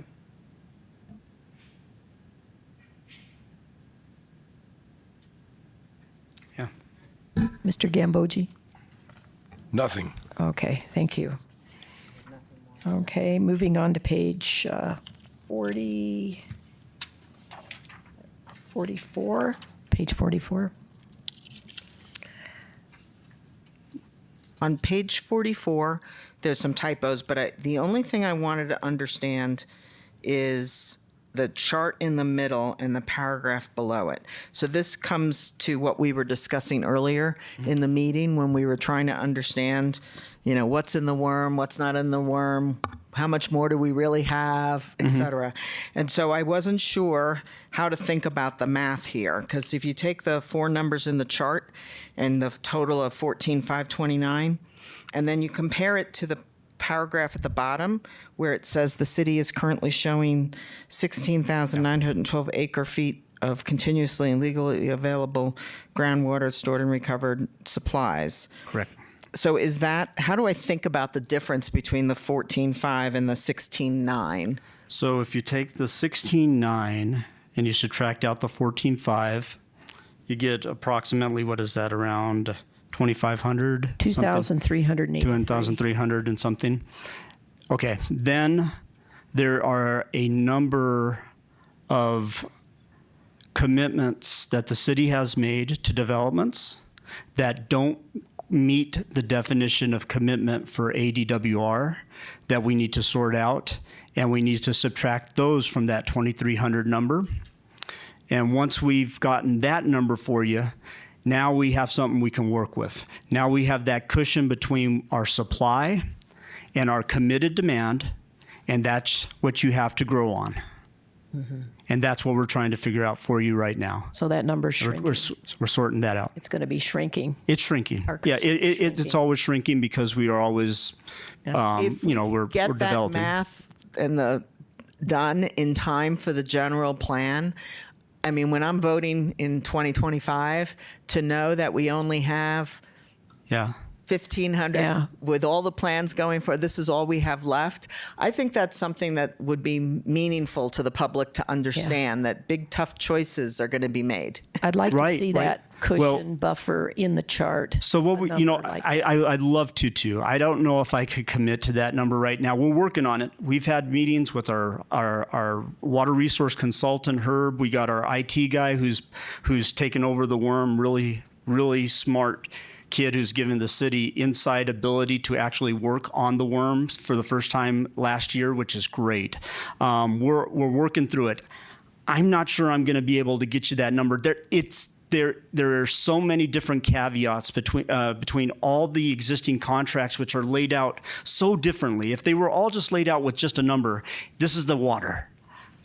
That would be, we probably could hit it, but unfortunately we have to go through each of these contracts, contract by contract, sometimes taking hours to try to decipher exactly how much water are we obligated at this point on these contracts. I will try to do my best to get you the number. We're working on it. Then but I understand perfection is not what you can deliver. Right. Could you then give us a range of what we think we have left to grow on? And at least put that in, at least when the council sees the general plan by December-ish, if we could have that kind of a number, I think that would be really helpful perspective for the voters to understand when it comes to water. What's the estimate of what's left beyond what we've already committed, and et cetera? I'll try my best to get you a range on that number, but I think it's also, I want you guys thinking outside of that range and thinking about alternative water sources. That's the long-term water management plan that we're talking about in this document that we're going to be working on over the next 2 years, is thinking about, okay, yeah, no, this is our committed, this is our supply, this is our demand, but it's also thinking about where can we get additional water uses, where can we use stormwater recharge, when can we, what other resources that we have available that will allow us to grow. So I'm trying to keep those things open I too, understand, not because just that's what the specifically second the half of range. this document is all about. Exactly. is Hopefully where we that's go the from forward here. thinking. But I think just early That's the on forward in this thinking. page, getting to the bottom line, or where are we at, is helpful to the voters to understand why we got to work on all this other breakthrough 100% and agreed. conservation. 100% agreed on that. And people need to understand that these, these are all estimates. This isn't engraved in stone, and we're doing the best we can. with We the don't information. have a crystal ball. Yeah. A project goes to redevelopment. Yeah. How do you assume for that? And yeah, exactly. And we're still trying to come up with a number as to what we've already committed to. We're working on that. past. We will have that number. It's just going to take a little bit to get it accurate. And it's probably going to be a big number. Okay, moving on to the next page. 45. So in 45, I have always heard that Deepwell Ranch has a potential accounts of 10,500 homes. And I think some of it was broken down in the bottom where like South Ranch preliminary plat, that's part of Deepwell. So I think just so everyone, we should take that number up to 10,500. And then the same thing, I had the question of AED. They have lots of developments going on. Which development is exactly the number you're referencing here with the 4,124 accounts? So I pulled these numbers right out of our water resource management model. And the reason I use that is I'm trying to become consistent with using one tool when we're defining numbers with water and things of that nature. If Which that I number is appreciate, but this is going to be public trying to understand. So if you want to say AED, what's that, 33, 34, like what, all those, they have like 4 or 5 plots they're developing. Section 33. Section 30, whatever. Use those terms that the public has wrapped their mind around, because AED is the name of a corporation. It's not the subdivision and the master plan that chart's looking for. So do you know what I mean? We're trying to get this to be where the public can understand. And then the last one, in the spirit of that, spell out ASLD. I figured out Arizona State Land Arizona State Land Department. Thank you. Yeah, I was looking at this chart too, and Deepwell Ranch, 10,500 homes is what they started off with, and then they've built apparently 502, and then you have the number of future accounts. So that 10,500 number is not a potential account. I mean, they've got the water that's engraved in stone. So I would just like to see total dwelling units or homes or something other than just accounts. I'll see if there's, accounts was how I was saying dwelling units, potential dwelling units. Yeah. I believe, I'll see if I can clarify this for you. Deepwell, I believe in the contract establishes the amount of water that they have. And I think people have derived the number of residential units from that water, probably based on like a 0.17 multiplier. So I'm not sure the number of units is set in stone, to be honest, but I'll check it. And I see what like can it. find out. Thinking about it as accounts. As an because account, every account is simpler. a home in essence. There is? And so the public can figure out, oh my God, we have 10,000 more homes to go. You think it's busy now. Yeah. Through using this, that helps the public wrap their mind around homes. Yeah. This table was put in there to try to let people know that there are big water uses that the city has committed to. And it's not to scare people. It's not for people to think, oh my gosh, we're over allocated. We're not. We've accounted for these in our portfolio, but it's just show people that there are big water uses out there in case they didn't know. It's just trying to provide that information. And then a few more comments. I assume the section 33 is included in the AED notation there. That is it's including whatever is in the existing development agreement with AED. So at it this doesn't point need in to be time. listed separately. It's already included. It's all, in the yes. AED My numbers. AED column should be everything that's in the AED development agreement. So that's already included. But I could put sub-names so that it's understood that this includes section such and such and Yeah, this and because this we're and this. committed to probably 900 homes to take the residential units out of the heart of the Dells and move them someplace else. And then also why was Stringfield Ranch deleted? Yeah, I believe that was probably included in either Deepwell or AED Oh, wait, It's- excuse me. It's not, Oh, no, it's it's totally separate. It has absolutely nothing to do. You're right. I'm sorry. That's when I crossed these out, I was doing that in the intent of not having overlapping numbers, but you're right. Yeah, South Ranch This one does not overlap. was redundant and Eastwood was redundant, but Stringfield is its own freestanding. We'll put it back in. development. Okay. Thank you. Thank you. Mr. Gambogi, any comments on this page? None. Okay, thank you. Okay, moving on to 46. Ms. Fruworth? Maintain the highest standing for, is that really like municipal water providers? Mm-hmm. And then the question for me that CWAG pushed was, is that really our goal? Is that really goal one? And so I just thought it was a good push, and it got me thinking about, is that really our, you lead, you're the biggest goal maybe. And so I understand it. I understand why we want to do it. It really does help all of the people that are coming to town. They don't have to go with a tin cup running around trying to find water. So I get the benefit of it. I just don't think we did a really good job of explaining why that's goal number one. Okay.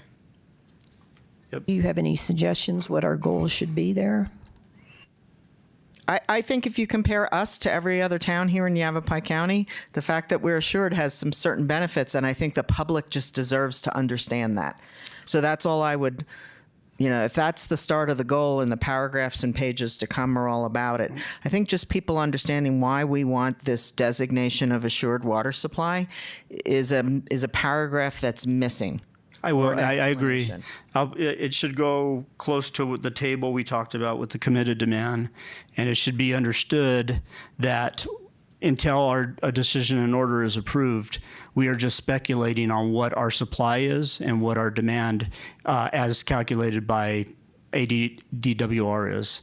And once we have those actual numbers established by ADWR, then we can act upon them to make sure that in things like the long-term management plan, we're accounting for all of those commitments and what our supply really legally is, and that drives the effort of determining what you need to do in the future. Because you have to have some starting numbers to understand where you're going. I totally agree with what you're saying, but again, I'm trying to spin it in a way that the public understands. If we want to grow our economy, if we don't want to tax people to death, if we want to grow some businesses so the kids graduating college, we want to attract businesses, who will give people well-paying economic jobs. And by having a designation of assured water supplies, businesses should feel very good coming to Prescott versus their other choices. So I just, again, put it in if you're Josephine Q. Public reading this for the first time, just ask yourself, why is it good for the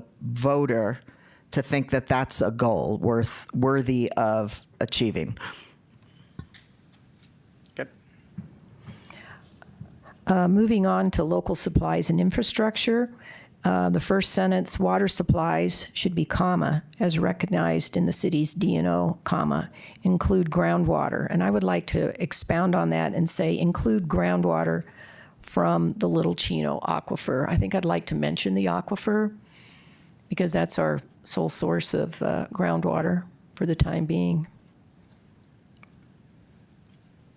Yes. Make a distinguishment there.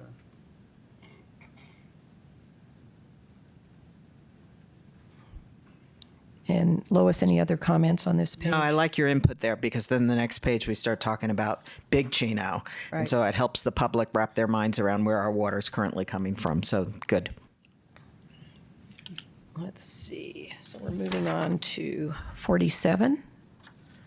Page 47. Lois, any comments? The only thing I saw was way at the bottom in the Big Chino water ranch. It's like Scottsdale deposited money. This money is to be used for importation.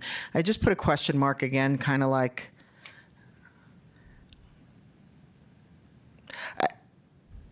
I just think it's very historically Orientated. based, but not at the bottom of 47, but not necessarily. I just keep asking myself, so what?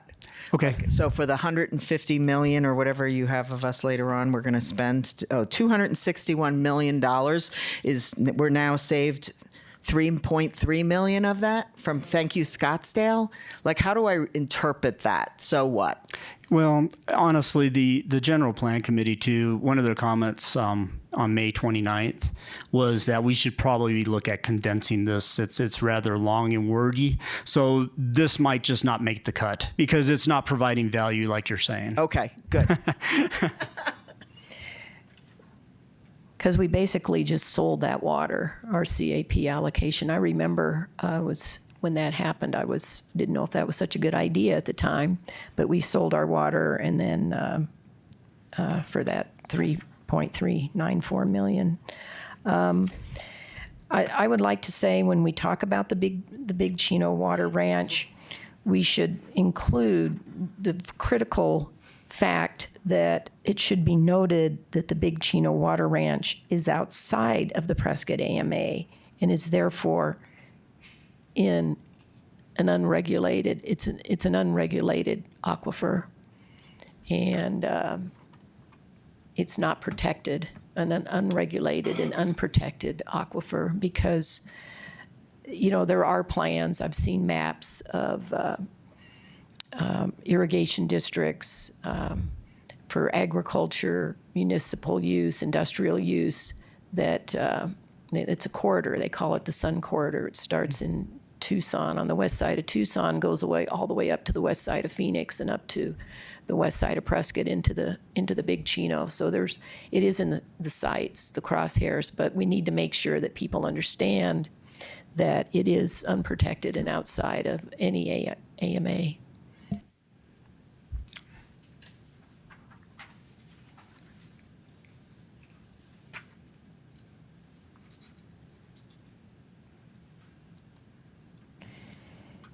And moving on to page 48, Lois, any comments?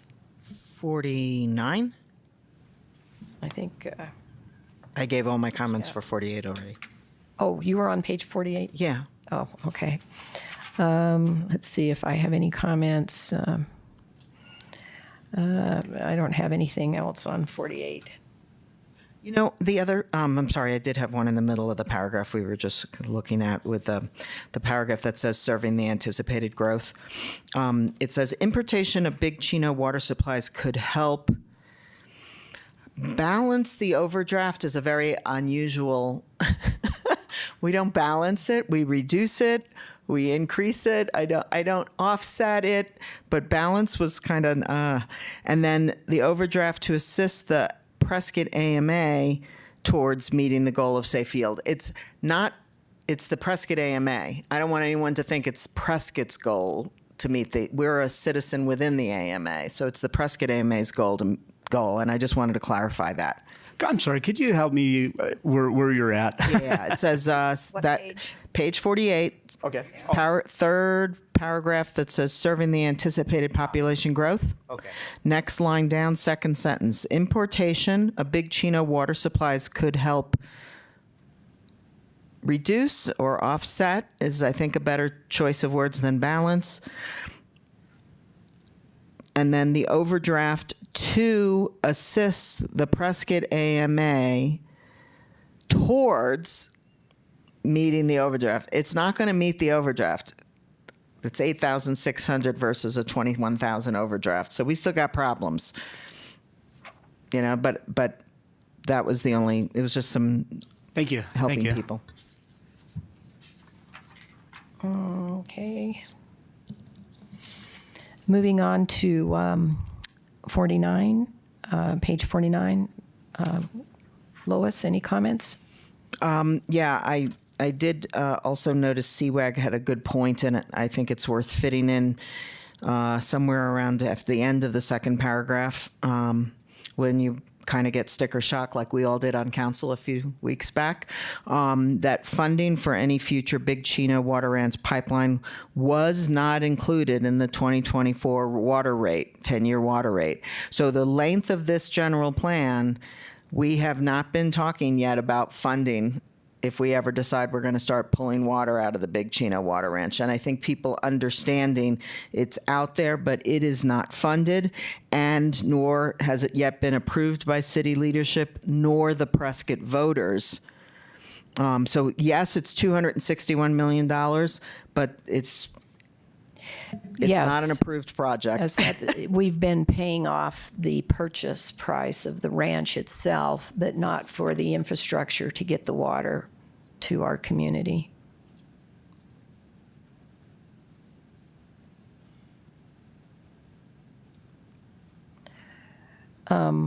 My comment would be on in the third paragraph, the last sentence.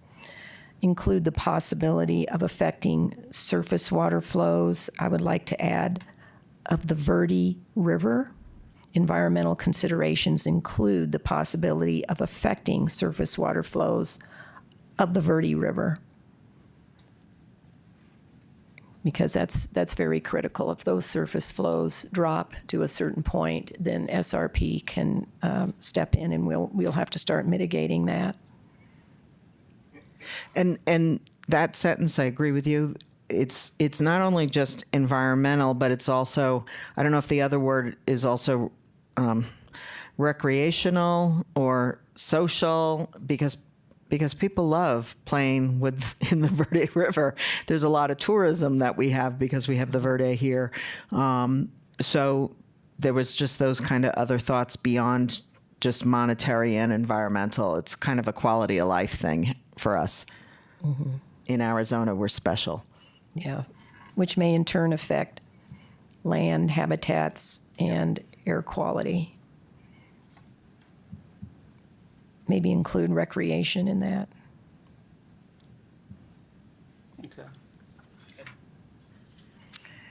Okay, moving on to 50. I don't have anything on 50. How about you, Lois? Just the same point at the first paragraph. To achieve or even approach safe yield will require something, efforts from all. It's the same kind of sentence we talked about earlier in the meeting. It's going to require conservation from all citizens and breakthrough efforts from partners or something to that effect, whatever you all decide the right word is. You got the point. Okay.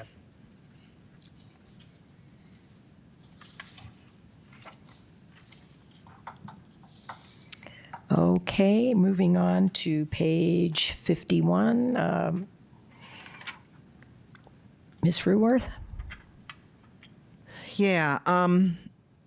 The only thought I had, and I don't have the words for it, but I'll give you the concept, is, and it came up in the infamous Quick Trip discussion over the last few weeks, is, we're concerned about PFAS and PFAS because we know about it now. But this is why the voters, there's another, it's either in that paragraph or it's another paragraph, which is how do we go about protecting the upstream or uphill water supply from future contaminants. And we didn't have a right as a council to deny that application because our water policy doesn't include it. And so for me, the general plan says, you know what, we should be thinking about including it. Would we want DuPont coming with a factory upstream from the Chino well? Would we want, and this is what the citizens were telling us in a very small little example with Quick Trips, which is if they have a leak, it's going right into the lake, down the stream and into the lake. So I think there's another area that we need to think about, breakthrough thinking of, maybe it's in our water resources long-term management plan, but I think upstream protection for our very precious water supplies is something worth considering in a general plan. That's a good point. Maybe we should think about including that as an agenda item and modifying that and talk to the subcommittee, the water policy subcommittee, on putting something, mention about environmental impacts as a consideration for water allocation. I help with that. Go ahead. Yes, Tammy. Hi, Tammy DeWitt, community planner. So that subject actually is in another part under the lakes, under environmental planning. environmental planning under the water quality and for lakes. So we cover that under environmental quality, what you were just talking about, in the about general looking plan. upstream and uses and potential impacts. But I'm not thinking just lakes. I get the quick trip was a definite concern about the lake. But I'm also like, we keep entering, Ted started the meeting talking about why is well 5 down and the other wells aren't? You know, what happened at that location that didn't happen at the other when they were within a mile or 2 of each other? So we have the learnings to gather. Like I said, if somebody sold their farm next to our Big Chino pumping area and wells and sold it to DuPont, would we just roll over and say, okay, no problem, we trust you? So I just think there's something worth considering beyond the lakes, and that probably belongs in our long-term management plan. If we're going to buy some open space, I'd rather buy open space that's going to protect our water, man, whether that's around the lakes like our forefathers did or other things going forward. We're going to have industry coming around the airport. Yes. We want it. Well, we need to think about but it's by not our wells. Yeah. What are we going to do? But what I'd like to, my point is that element, unfortunately, was overlooked and it's not included in our water policy. Correct. So we need to amend the water policy because we've already got that consideration in the general plan. So we need to look at talking to the subcommittee and maybe amending the water policy to include environmental impacts. I'm not sure you need to amend the water policy. The water policy allows you to determine if a project is worthy of the finite sources of the city's water supply, and you can do that under our water policy. No, we couldn't. If we could have, we would, Kathy and I, when Ted was out, we would have denied the quick trip because we were all struggling. You saw it even in the bigger council. We were all struggling with that project. Yeah. And we voted to approve it because when we were asked to look at our policy and see if we could either approve or disapprove, there was absolutely nothing in our current water policy that was about our fear of protecting of environment. It was this is a business. It's been approved by the Board of Adjustments. It's a business. It's allowed to be there. So now your job is just the water. I think we're Well, the getting use into the weeds now. the use was the issue. Yeah. But when it came to the water, I don't see anything in the water policy that precludes you from denying a project because you don't feel that it's worthy of the usage of a finite water supply in the city. I don't think we need to have a disclaimer in there. For environmental purposes we can deny. You're going to end up with 1,000 disclaimers in your policy. This is not, I don't think, you're not talking about I think we're off into the because weeds. of water supply. They're projecting or hypothesizing some catastrophic event that goes into the water supply. Yeah. By the way, there was a movie a couple years ago about PFAS and DuPont in West Virginia, and it's on Netflix if you get a chance. Yeah. Moving on under water conservation, on the first paragraph, this is a good paragraph about what we're doing, and I think we need to mention our tiered, we implemented the tiered water billing to encourage users to conserve water by lowering their water bills. So I think we implemented that in, I think it was before I think it was like in 2018, something along, but maybe the year it was implemented. Because tiered water rates, I think that was a very good move that's going to have a long-term impact. If you use more, you pay more. It's a very, very good conservation measure. So we could include that, a comment about that under water conservation. And then under the last paragraph, under PFOS and PFOS,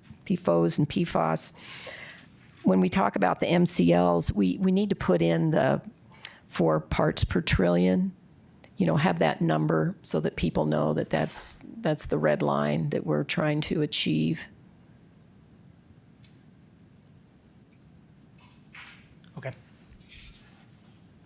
And then we talk about the advanced metering infrastructure in the paragraph prior. I think that's wonderful.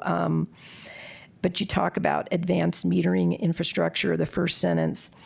I'd like to say, or just smart meters. I think people would just understand, oh, smart meters, because we go on to explain it, exactly in detail what it, you do use the words smart water meters. Can I but suggest maybe we put in AKA smart meters or something, Yeah. but that way we're using AMI, so it gets people, a lot of the literature out there and a lot of the things coming in might have that acronym. So at least we're kind of educating them that smart meters Yeah. equates to AMI. 'Cause- But I understand what you're saying. Yeah, 'cause we're talking about smart traffic lights, and Yep. now we have smart meters. Yep.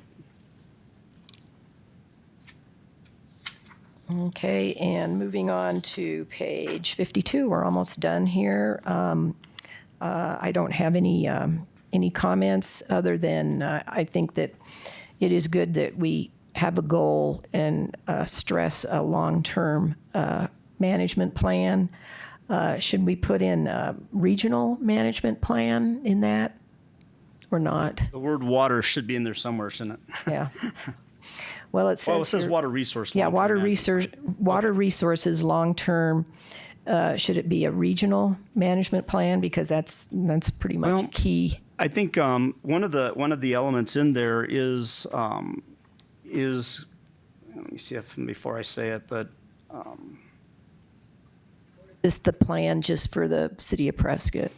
yeah, I It was think going to replace eventually our water policy. I think I'm getting I think ahead of that, myself. right, or maybe not replace, but supplement. Supplement. Yeah, and I think really from the perspective of the city, we need to look at a long-term water management plan that suits the city's needs, and from that builds out to a regional partnership. I think that's the Thank first you. step, and Yeah. then moving to the second.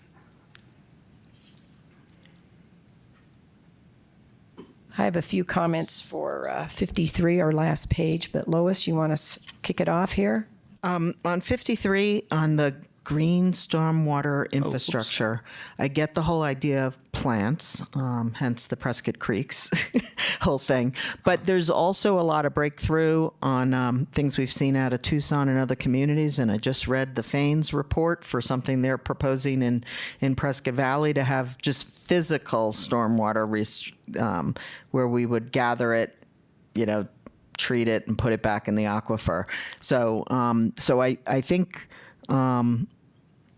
stormwater is the concept, and then we can be green, we can look at breakthrough development, because I think there's a lot of solutions about stormwater. It's the gift that we haven't really tapped into. Got it.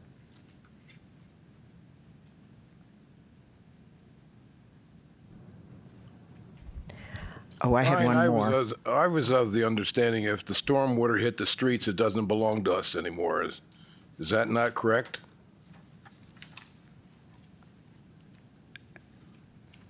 If the water, I'm going to defer a little bit on this, but if the water is not is sheet flow versus in a concentrated form within an appropriable water creek wash, there's a difference between that.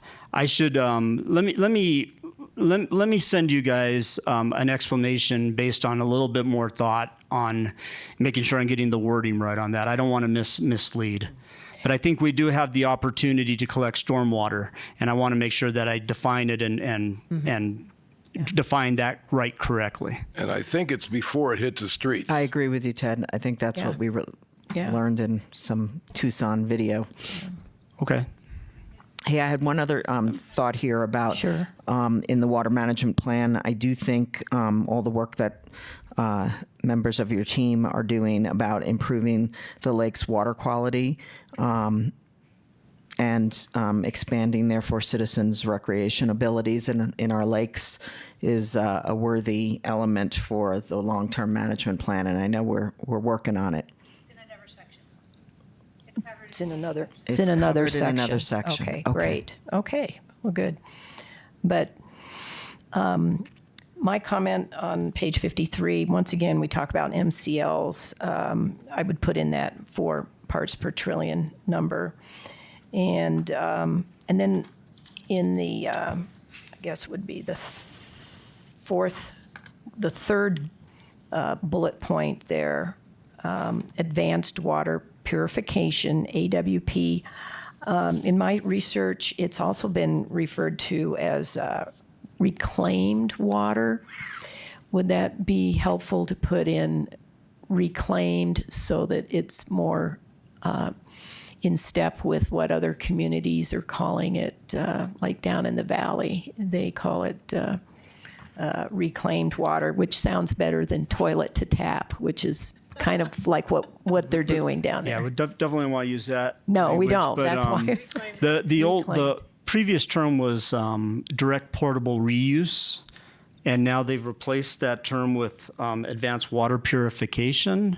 It is on effluent water. I agree with that. That's what we're talking about, taking effluent water and treating it to whatever level you need in order to suit your community, not just to a certain level. Yes, they're making beer with it, and I've tried it, and it's very tasty. I'll make sure that the reference to effluent is in there correctly so it knows what it's talking about. And then on that first sentence, at advanced water purification, it says, red line, this is utilized, and then there's another utilized after being. We can just strike that. And there should be an is in there, is being considered by I will take a look at that whole section and make sure it communities, is readable. So, and then you have your goals, but I just want to thank you and the committee, General Plan Committee, for all their efforts, because this is just one element, and they had to look at the whole document. So it's quite a task, and I just really appreciate the effort everyone's putting in to this, and I want to thank staff and the committee members for doing this. So any other comments? This will be okay. So there's no vote on this. This is just going to move forward to council. Okay. Do you have I'm any idea? I'm going to work with Tammy to get that feedback into this document along with the general plan's feedback. And Tammy, can you? I don't know if you could give us just a little brief of what happens next. Maybe might help us out. Sure. So in July, we'll have 2 meetings with the committee to review the whole document as a whole to make sure we addressed everything. And then in August and September, it's planned to do our 60-day comment period. We have plans to do a virtual meeting room and probably 2 open houses in which we'll get public comment. Then we'll review all that with the General Plan Committee to see if there's anything we need to change. And then we start bringing it through planning and zoning in September, October. It's October, November. We have to have 2 meetings, and then we'll be bringing it to City Council probably late November and early December, and then we have January as a kind of a buffer if we need to. So, and then it goes on November 2025 ballot. Yes. Okay. Wait, no, August. Oh, it'll be on the August. primary ballot. It's going to be on the primary ballot. That's I the just goal. read. Yep. That's Okay. the goal, in which I think they moved. I've talked to elections that this in 2025, it didn't get moved to July. It's still in August, but I'll confirm that with Sarah when we get the stuff from the elections. But Yeah. I love the fact that you're including it with the people that are running for city council, because it'll be, it'll Have a cause nice turnout. It'll cause the most turnout, and it'll also cause the most discussion with the potential candidates on where are they versus elements here. So the more when I heard that you were going for July or August, I thought that was phenomenal. If we can pull it off. One last thing that just popped in my head when we were talking about including the tiered water rates under conservation. Also, I had mentioned, and I just remembered, sub-metering. We passed a sub-metering policy, whereas before we had 1 meter on like 500 rental homes, because now we're getting the horizontal apartment units which are individual homes, but they were all on 1 meter, and it wouldn't encourage conservation at all, and people wouldn't know how much water they were using. So maybe include the sub-metering in with the tiered. I think it's just a policy that we decided to start implementing with getting the permits, I think, talking about metering. Okay, moving on, any general announcements from staff? Yeah, I think Kay has one for us.